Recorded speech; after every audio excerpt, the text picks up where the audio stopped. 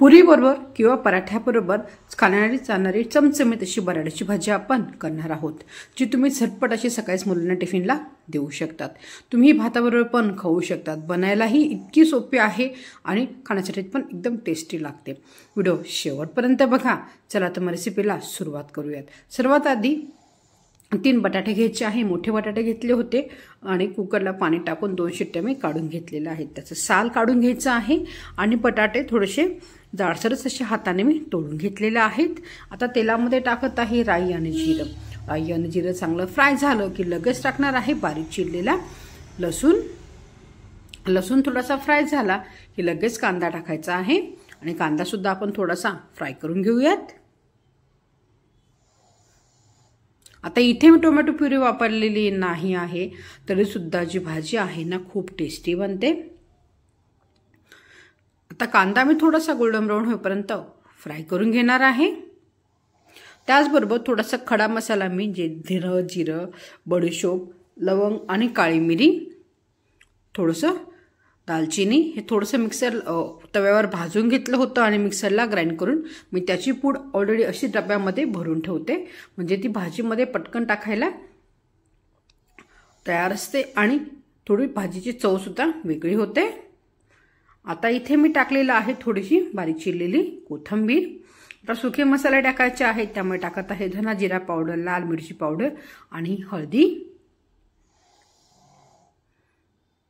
त्याचबरोबर टाकत आहे ही खड्या मसाल्याची पावडर। ही एकदा बनवून ठेवली की 1 ते 2 महिने डब्यामध्ये आरामशीर तशीच राहते। आता हे व्यवस्थित फ्राय केलं की त्यामध्ये मी टाकत आहे 1-2 चमचे दही।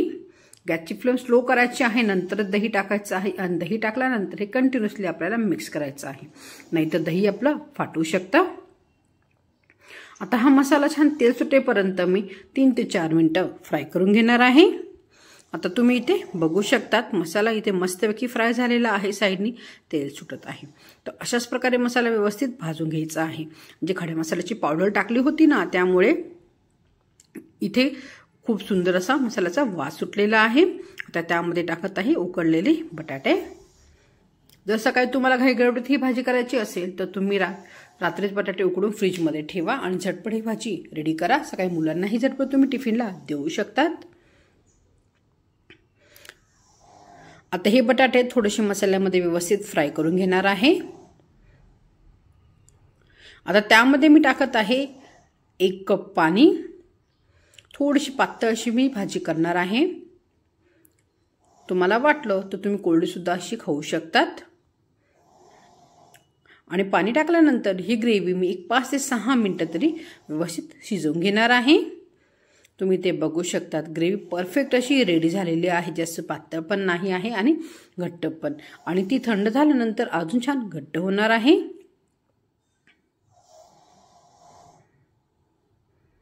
थोडीशी बारीक चिरलेली कोथिंबीर टाकायची आहे। आता इथे आपण झटपट बनणारी चमचमीत अशी बटाट्याची भाजी रेडी झाली आहे, जी तुम्ही पोळीबरोबर पराठ्याबरोबर पण पोळीबरोबर किंवा पराठ्याबरोबर पण खाऊ शकतात।